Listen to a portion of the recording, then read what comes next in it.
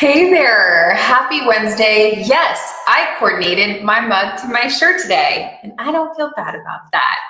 Happy Wednesday. Whatever's in your mug, there's no judgments here. I hope it's caffeine, but if it's a little wine, we won't tell. If you're new here, say hi in the chat. Let us know where you're coming in from, what's in your cup.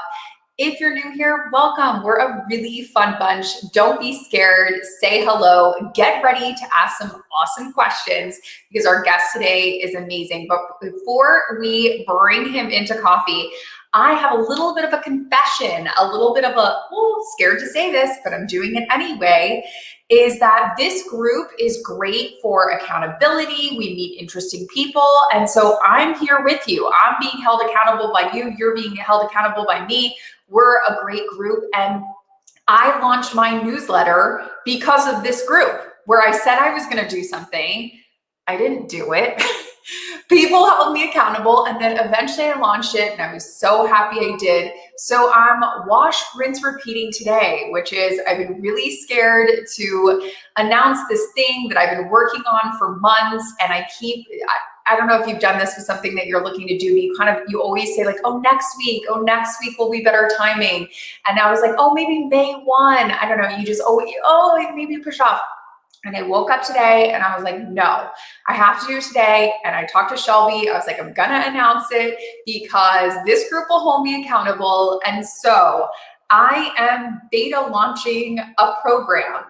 I know, I'm going to put the link in here. I'm beta launching a program, a live program. So unlike my LinkedIn learning courses, which are not live, this is a live program. So I'm pretty excited about that and scared.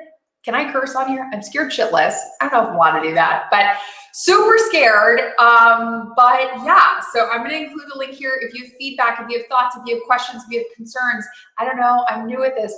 Here we go. We're doing this together. Now it's out in the universe. So you're going to hold me accountable on that. So thank you for that PSA announcement. But I'll tell you one thing that's not scary, and I'll tell you one thing that's really productive and helpful, and that is our guest today, Dave. If you have not done your Google homework, as usual, include the link here. We'll put it in there. You can do some cyber stalking on him. But let me give you a quick recap. Dave Crenshaw is amazing. He is an author. He is a keynote speaker. He is a LinkedIn learning instructor. And fun fact, he had the #1 most popular course on LinkedIn in all of 2020. Like, chef's kiss, the most popular. So I'm really excited that he took time to join us today for coffee. So please help me in welcoming. You can do a little cheers to the screen. Dave. Hey. How are you? Good. I'm doing great. Good to see you. I'm so excited for our talk today because you are the man, the myth, the legend. The breakfast cereal. You really are. I mean, I feel like I've known you for years, so I have a little bit of a leg up on everybody else here. And I talked a little bit about all of the many things that you do. But when you're at a dinner party or out with friends and somebody's like, so, what have you spent your days doing? How do you answer that question? Well, I spend that question, I try to spend my time as much as possible helping change lives. In the simplest plays, that's what I'm trying to do, is help people, really change their perspective on how they're working, change their perspective on their life and how they're balancing work and life.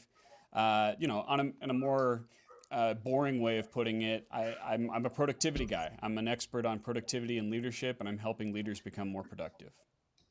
Well, and I feel like one thing that I constantly sort of look for you to or look at you about is time. Like, to me, when somebody says like, what is Dave's superpower? Like, it's time. It's time management. It's time savings. I mean, that to me is sort of your sweet spot. Has that always been your home base, or was that something that you stumbled upon as you left university and got into like the working world? Yeah, my origin story is really one of like adversity, meaning I really struggled with time management and organization. diagnosed as off the charts ADHD. In fact, the psychologist said freaking off the charts ADHD. So for me, it was a personal challenge that I had to overcome and figure out a way to really take all the great time management teaching that was out there, but it was built by people who are very organized and on top of everything. So they didn't quite understand what it's like to be someone like me. So I had to simplify it and adapt it to my world. And then after I figured it out for myself, I realized, you know what, pretty much everyone needs this, because even if they don't have ADHD, we live in a world that behaves like that all the time. What is a tip that you feel like works for somebody who is very organized? Because you used to work with clients, and I'm not sure many people know that, but you used to work with clients, and I'm sure you had clients that were, very organized, and you could kind of give them a tip and they could run with it. And then I'm sure you had to give tips for people that maybe weren't as organized, or what is the difference in those two tips? Because I'm sure there's different people who are joining us today that might fall into one of those two banks. Yeah, it's surprisingly similar, honestly. Oh. Uh, and part of that is because of the way that I teach. I come from a standpoint of principles, meaning I try to teach something that's universally true. Doesn't matter who you are, doesn't matter what time you lived in. It's just a truth that's forever. So honestly, a lot of the time, I'm not changing it whether someone is organized or disorganized. Uh, I do have a course on LinkedIn that kind of helps people adapt it for themselves, called Finding Your Time Management Style. So I have some tips in there, but it really, I don't think of it in terms of organized or disorganized anymore. I think of it in terms of consistency and variety. Meaning, there's some people watching this and they love a consistent schedule, right? They like to do the same thing every Kim, Kim, you're like that. And then there are some people who like to just have it all over the place and mixed up. And I don't think that's necessarily an organized or a disorganized thing. Part of it is just the tendency that you have. And so I try to adapt it based on that criteria. What's the biggest, and again, it could be that from your work with clients or now just feedback that you get from your courses, but what's like the biggest pitfall or trap that people fall into when it comes to time management? Well, this isn't going to be much of a surprise from a guy who wrote the book called The Myth of Multitasking, but it's a lack of focus. It's an attempt to do multiple attention requiring things at the same time, or an attempt to split their career or split their business into multiple attention areas. And when you do that, you are greatly decreasing your ability to succeed. One of my favorite quotes is Jerry Seinfeld, and he said, the lack of focus is the reason why we have a lack of greatness. And I think there are a lot of people who may be watching this and they have the capacity to do great things, and yet their inability to choose one thing and stick with it is the reason why they are frustrated by the progress that they're making. And by the way, I love that book, and I went to find it on my bookshelf because I was going to like hold it like Vanna White the book. And then I realized I gave it to my friend and she hasn't given it back to me yet. And so I don't want to call her out on here, but I am going to be sending her a text like, I'll let you borrow that book, and you never gave that back. Well, And I just realized if it. only someone could hook you up with another copy of the second edition, maybe we can find a way to get you one of those, Kim. Oh yeah, I don't have the second edition. I have the OG, like when Oh, it yeah. first came out years ago. I didn't even know there was a second edition. Yeah, it just came out. It just came out in February. So I'd be glad to get you one. Definitely. I love this question from Grant about multitasking and switch tasking, because a lot of people, if they haven't read the book, so spoiler alert, don't know the difference. Or they think that multitasking is a good thing and that they should like keep doing it. Yeah. Well, and that's part of what I talk about in the book, is that the myth is that it even exists. And it's not whether or not you can do it, it's just a fact of whether or not it's even happening. And the answer is it's not happening. At least it's not happening in the way people are thinking about it. So what's really happening most of the time, if someone says, I'm a good multitasker, what they're saying is, I'm a good switch tasker. And switch tasking means you're switching your attention back and forth. For example, watching this live that we're doing and trying to answer an email at the same time. You're not doing both at the same time. I'm sorry to tell you, what you're actually doing is you're switching your attention. You're paying attention for a little bit, and then we lose you for a little bit as you go to the email, and you're going back and forth like that. So whenever someone tries to switch tasks, there are multiple costs that they pay. Things take longer, they make more mistakes, they feel more stress, and if you're doing it on someone else, you're damaging that relationship. And so that's typically what's happening. There's also back tasking, which is short for background tasking. That's where something mindless or automatic is occurring in the background. Let's say, for instance, I delegate a task to someone else and they're performing it while I'm focusing on something else. Or even, I delegate printing a huge thing to my laser printer here in my office while I'm having this interview.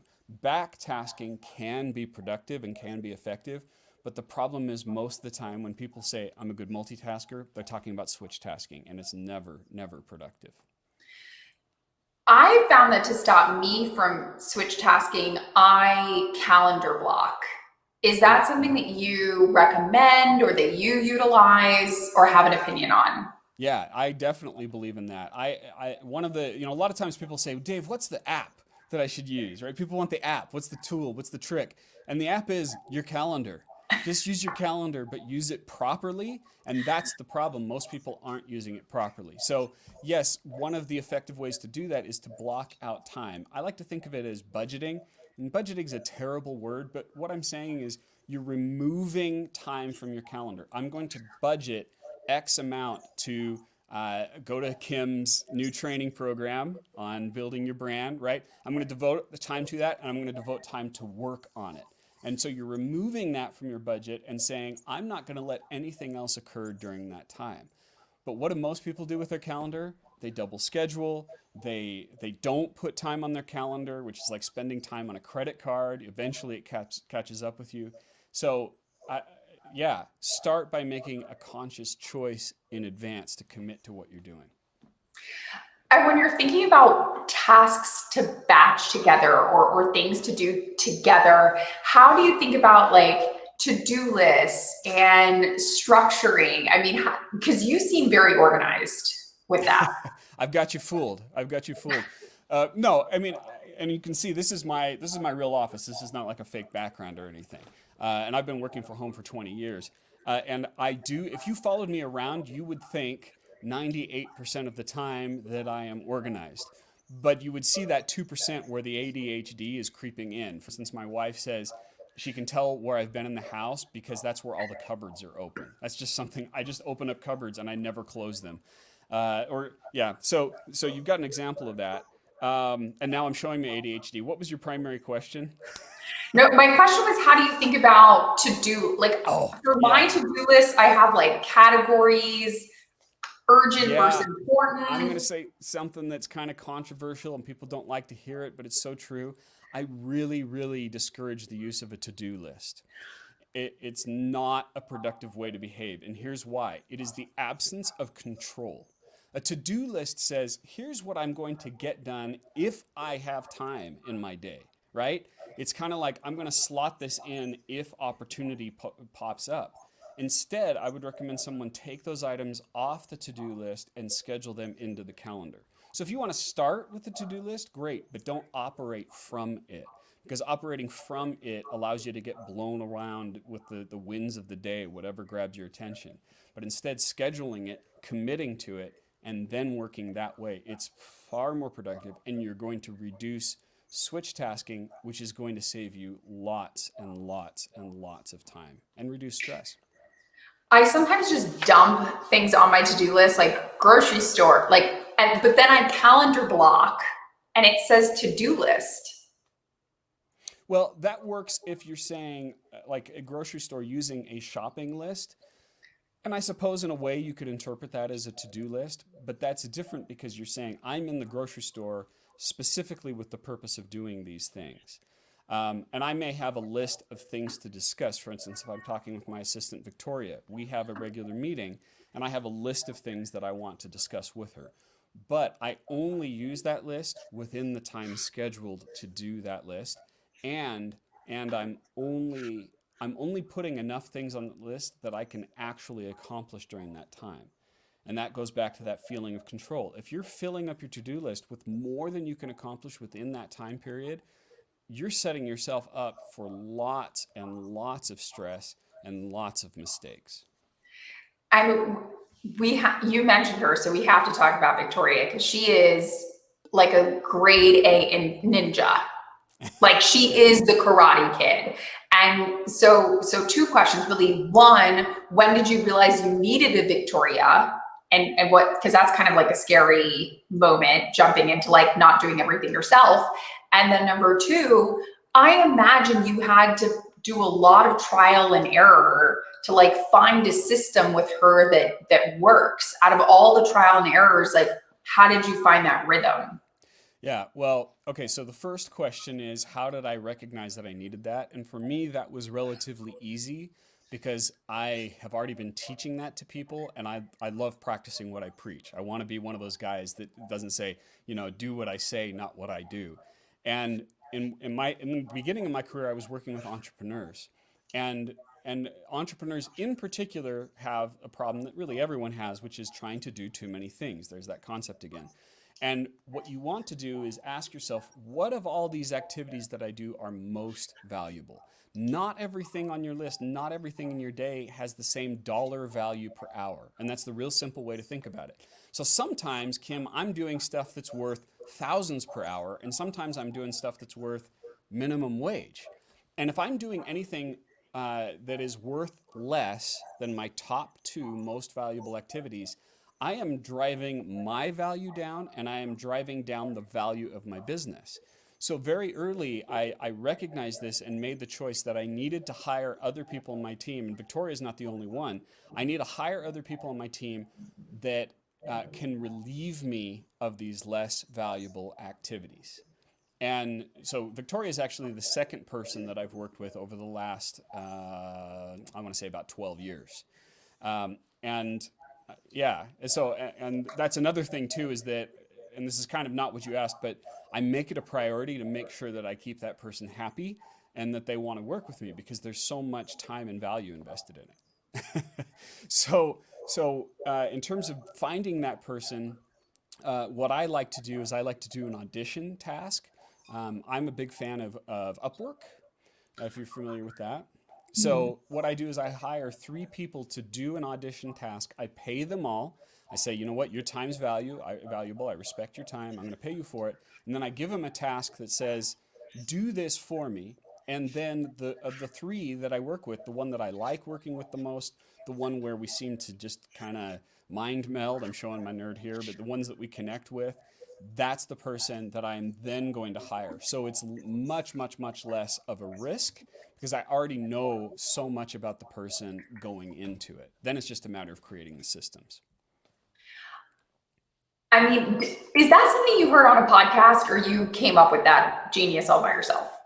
Well, when you word it like that, any way that I answer that question is going to come across as arrogant. But no, that's something that I discovered myself. But again, when you're a coach, when you make a career out of teaching people, you become a very, very good student. At least that's my perspective. You can't be a good teacher unless you're also a good student. So I'm always learning as I'm teaching. And as I was teaching people and seeing how they were driving down the value of their business by just being scattered all over the place, I said, I can't do this. I have to make this a system. I have to create a way for that. And everything that I do in my business, I think in terms of systems. Victoria is fantastic, and I am so grateful for her. Victoria would tell you that we use systems and that as we work together, as we discover the way in which we want to do it, we formalize it. I create a video. We say, this is the way it's going to be done from now on. That way I don't have to repeat the training over and over, and she doesn't feel like I'm micromanaging her all the time. But I mean, to me, letting go is the hardest first step, I think.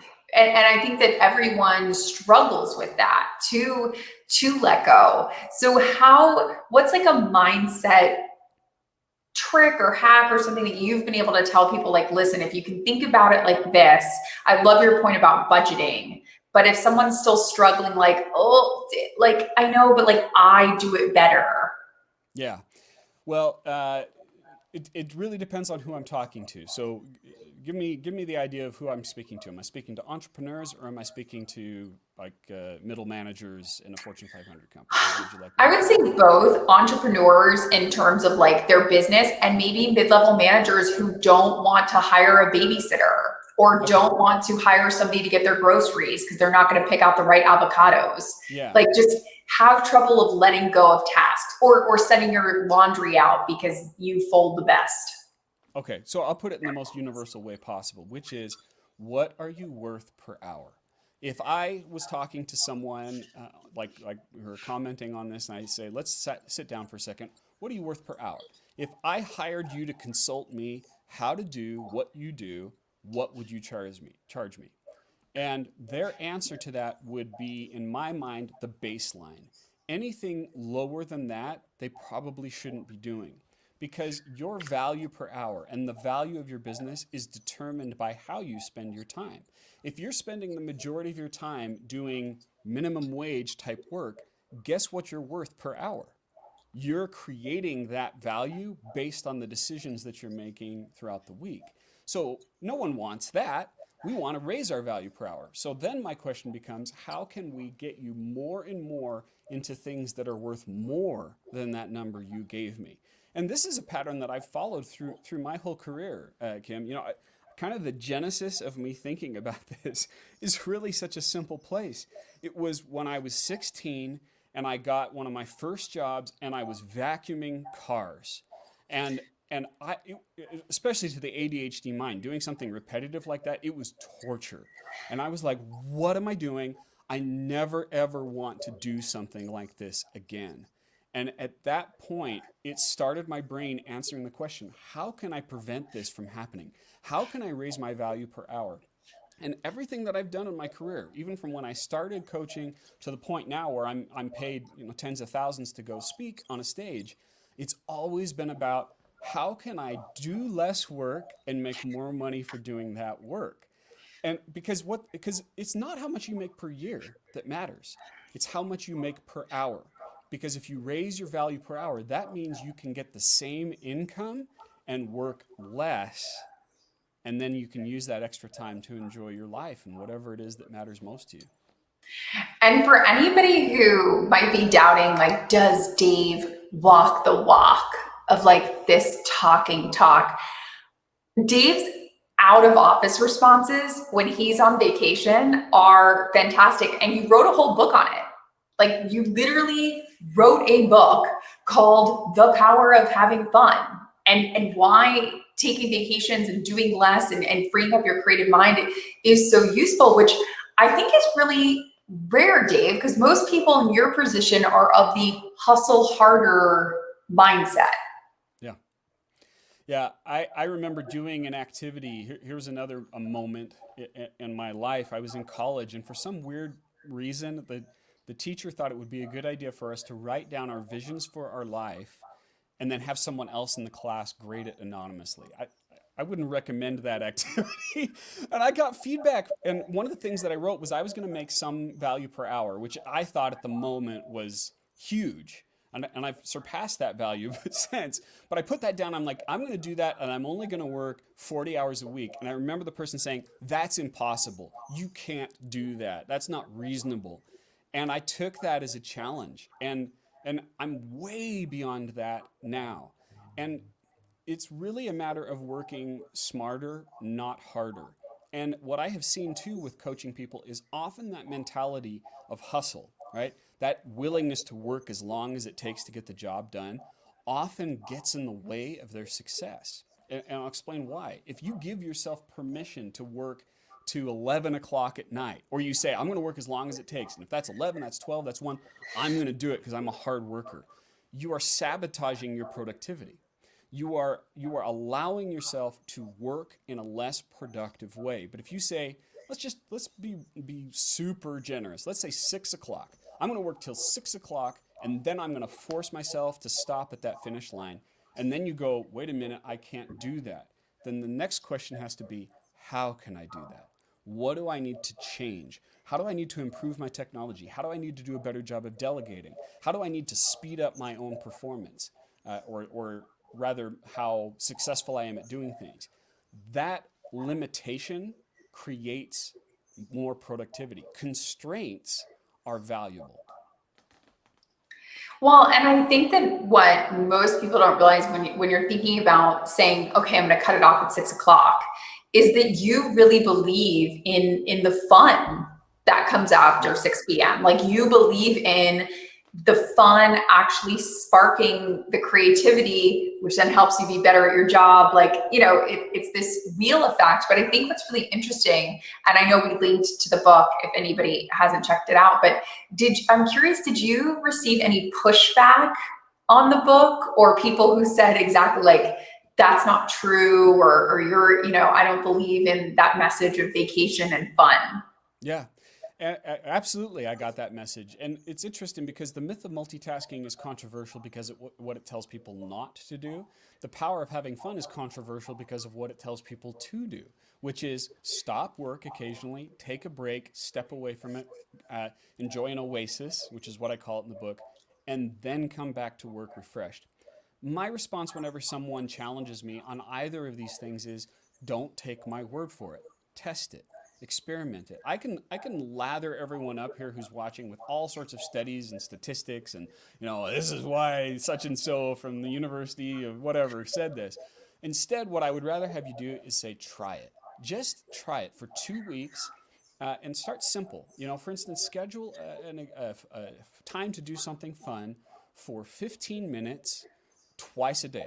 Just step away, do whatever is fun to you. That's really important. Not what someone else tells you you should be doing for fun, but what's fun for you. For instance, me, I'm a nerd. I like video games. I got my Xbox set up over here on the side. So I take a little bit of time and I just play a game. And then I come back to work. And then measure your well-being, measure your productivity, see how you perform.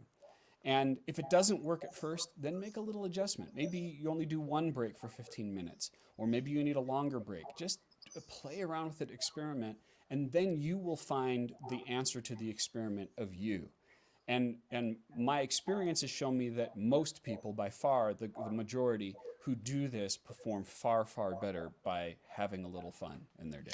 Well, and I would build on that and say not only should you be having a little bit of fun during the day, but when you actually do go on vacation or an oasis time, to actually Yeah. take the vacation. Because I'm curious, and everybody drop in the comments how you would answer this question, which is, when you go on vacation, do you actually vacation? Because I have certainly been guilty of 9 a.m. on the beach, sneaking out my phone, reading the emails, and that's not really vacation if you're still Yeah. kind of working.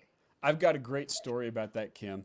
I worked with another successful entrepreneur, a woman who was telling me about the vacation that she was on. She's like, Dave, I got to tell you this. So I was on my vacation. She was at this tropical location. She had her drink in her hand. She's by the pool, right? Her shades on. She goes, you know what I was doing during that time? I had my phone out and I was planning my next vacation. Isn't that such a great metaphor for our time?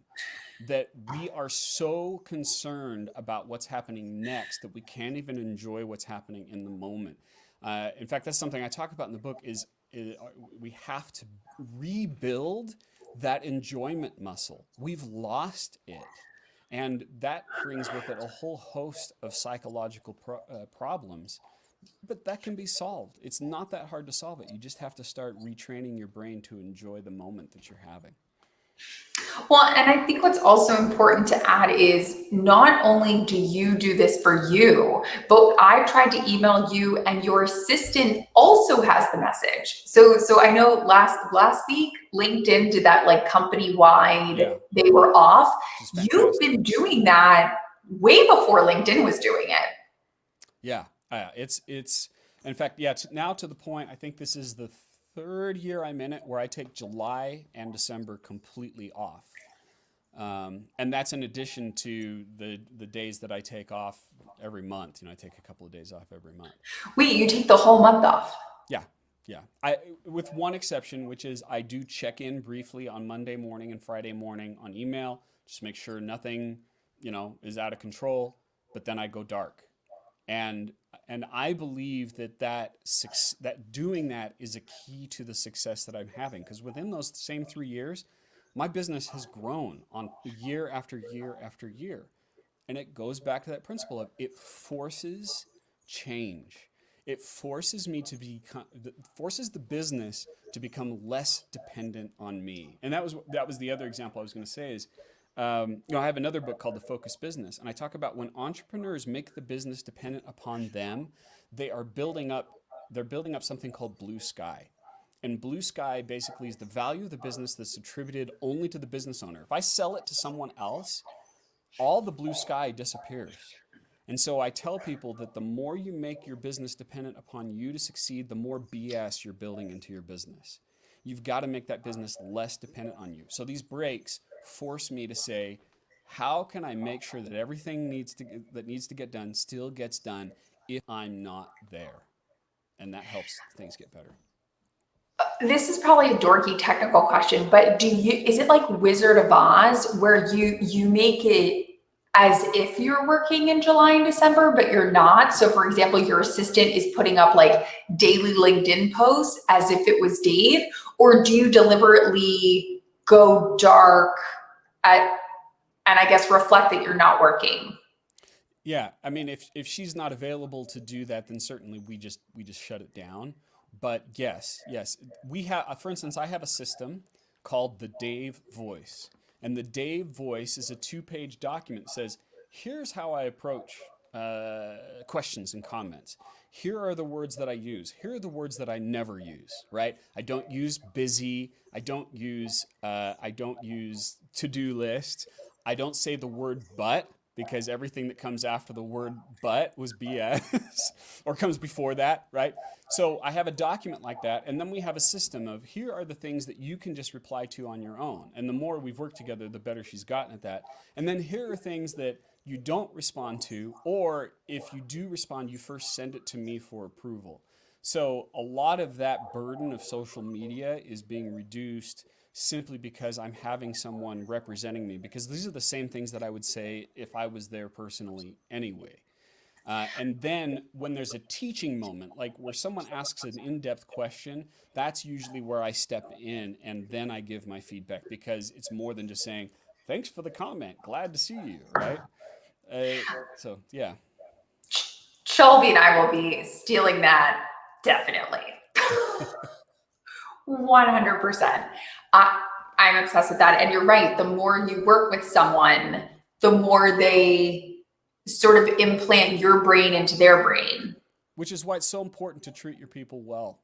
I was talking to somebody and I explained, I'm not going to go into the details, but someone was asking about my system and I explained how I give raises and all that kind of stuff. And they were like, dude, that's way beyond what is reasonable. And, my wife only gets this amount. And I'm like, dude, this person matters so much. You must take care of them. You must make them feel that as the business thrives, they are thriving along with it. In fact, it was interesting. I just made a comment about this, I think it was yesterday, but there was a study that Microsoft did that found that during the pandemic, most of the business leaders felt like they thrived in it, while most of the people that they managed did not.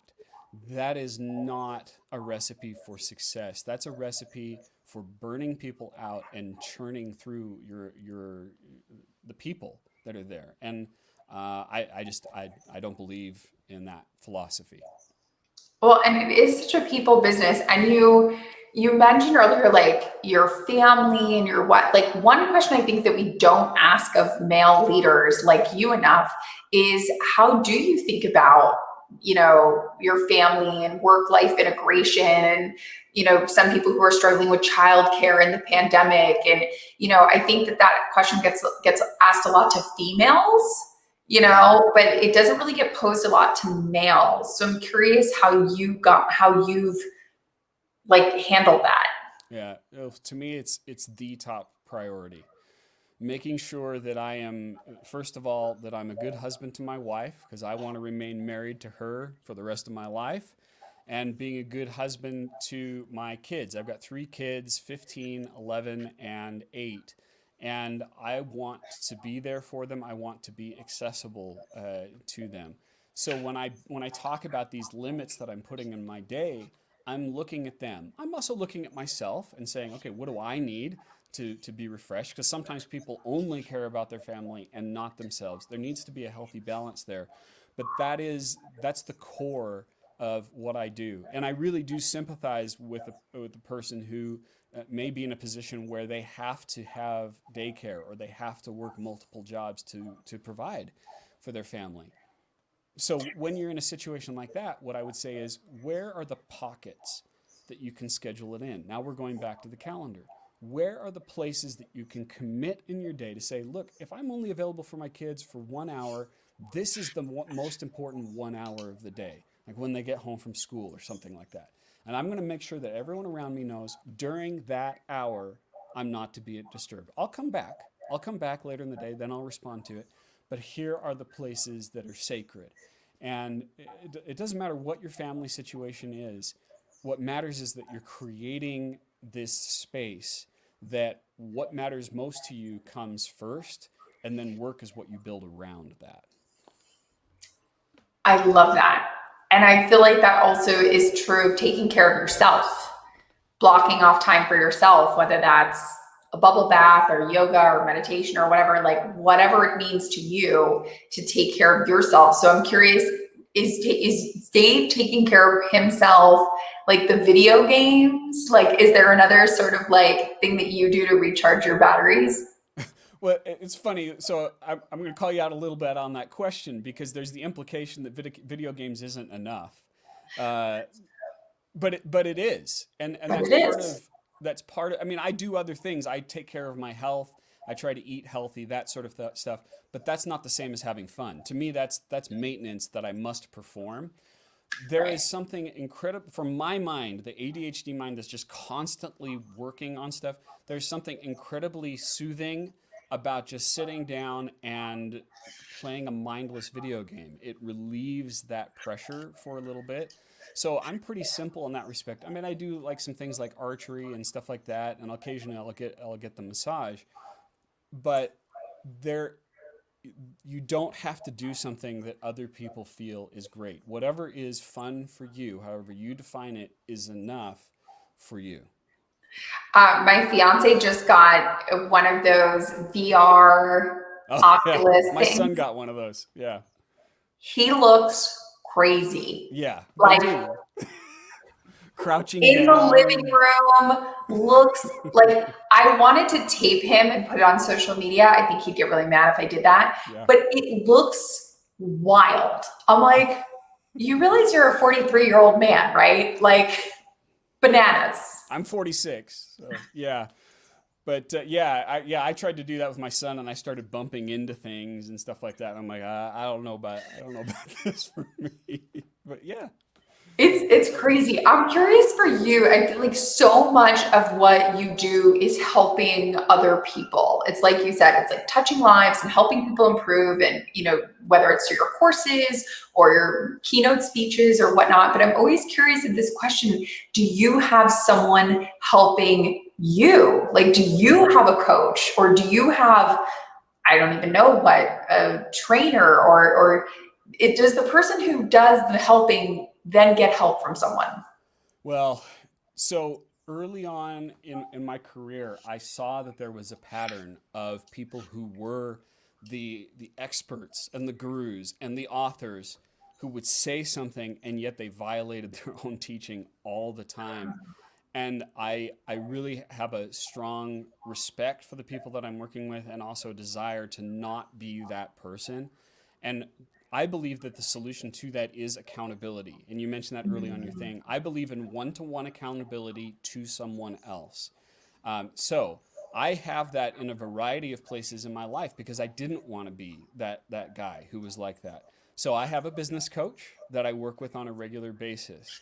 I have a psychologist that I work with on a semi-weekly basis. Because of the medical issues involved with my mental health, I also work with a psychiatrist.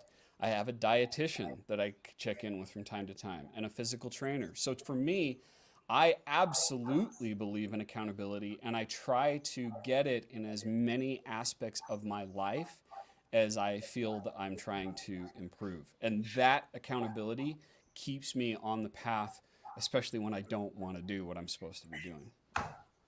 No, the accountability really, it's a game changer because it really can, I don't want to say make you do things that you don't want to do, but at least for me, sort of kind of pushes me in the butt a little bit. Yeah. Do the things that you do want to do but don't feel like doing in the moment. Exactly. But sometimes, and maybe this is just me, if it's not a human, which usually it is, but if it's ever not a human, if I ever, I'm going to sound like a car right now, but if I ever need a tune up, like just like a little bit of like a reset, there are certain podcasts or newsletters that I tend to be like, okay, let me like give this a listen, or let me like give this a read to kind of tune up. Do you do that ever, or not really, because it's more like the accountability is what works for you? Well, I do it, but I often try to do it in weird ways.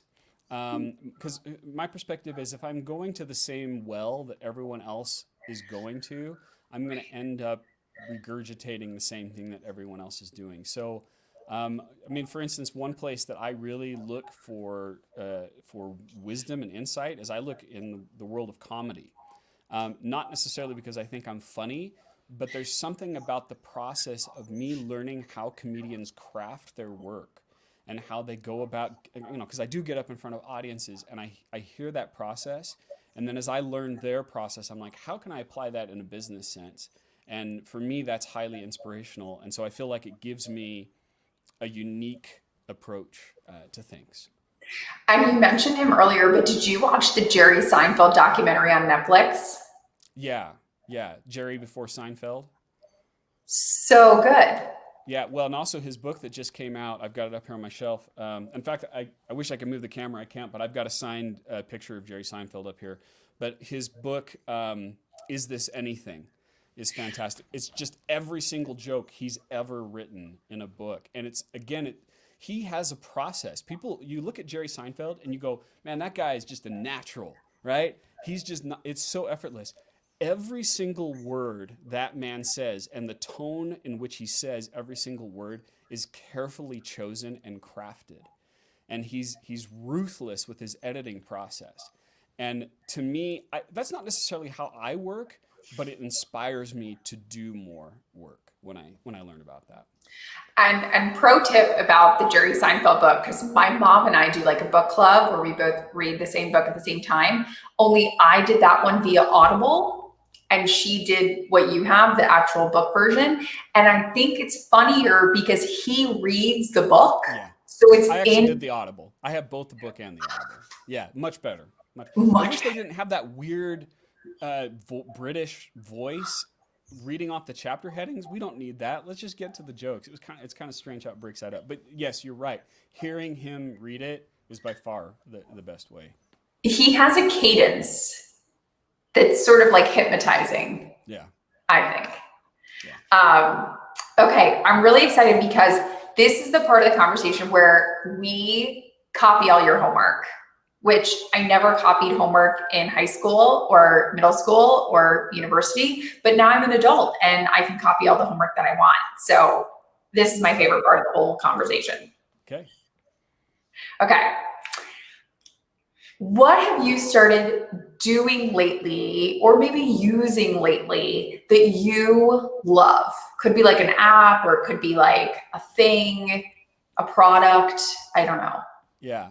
So with the pandemic shutting down so many things, I was really dependent on going to a local gym. And so what I did is I got a home gym, which saves time having to go there and makes it so much easier. And for me, that's a big deal because I really am such a nerd.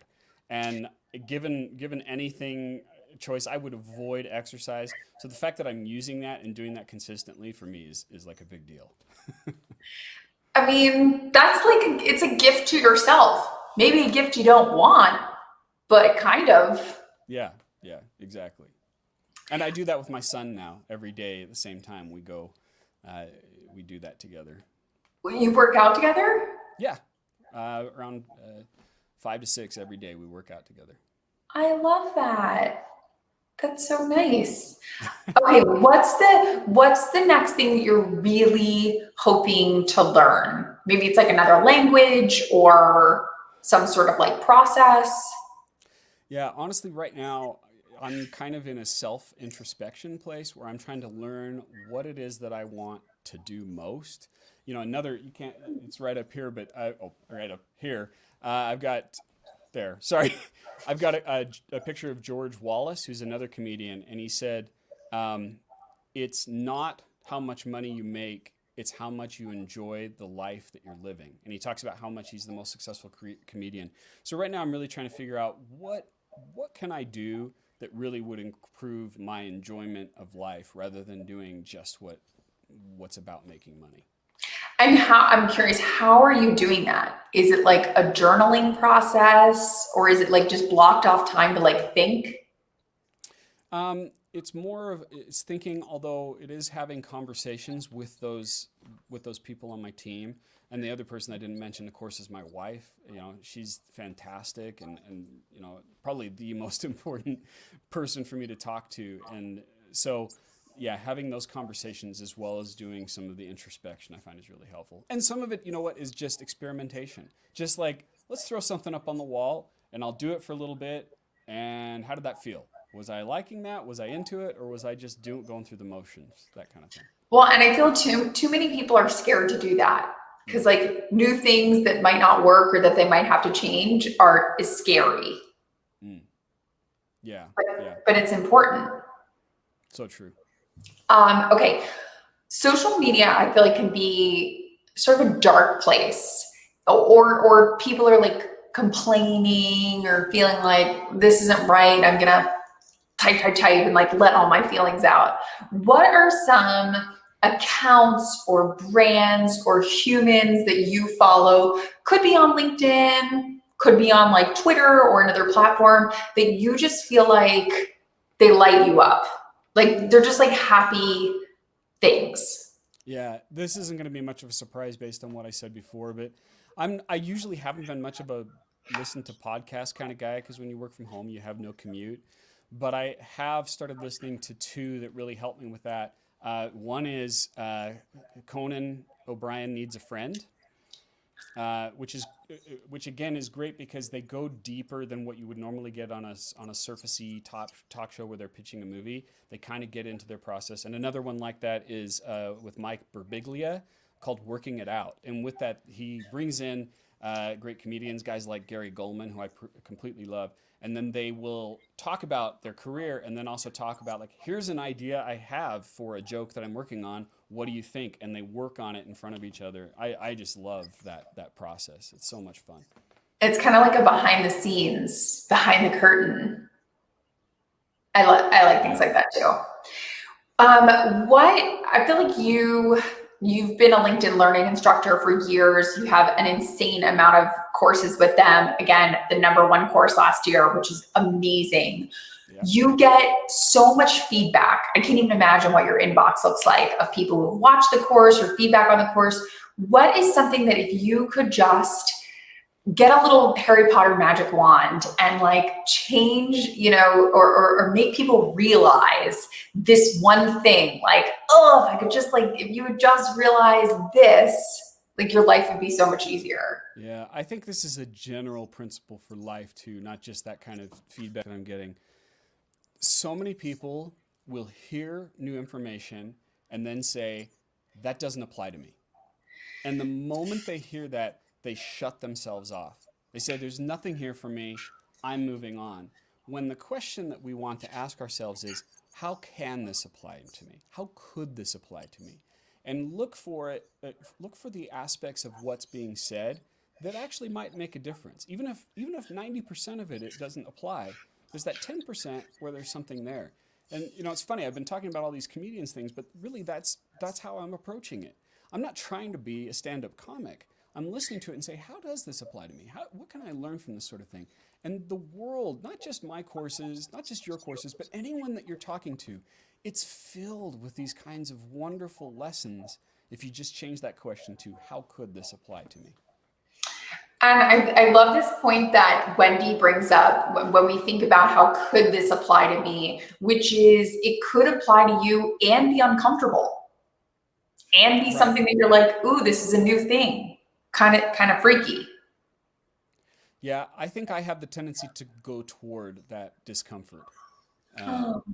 and I think that's part of how I grow is saying, why does this bother me? If it does bother me, what about it is it that's bothering me? Do I want to avoid this? Do I want to change this? That sort of process.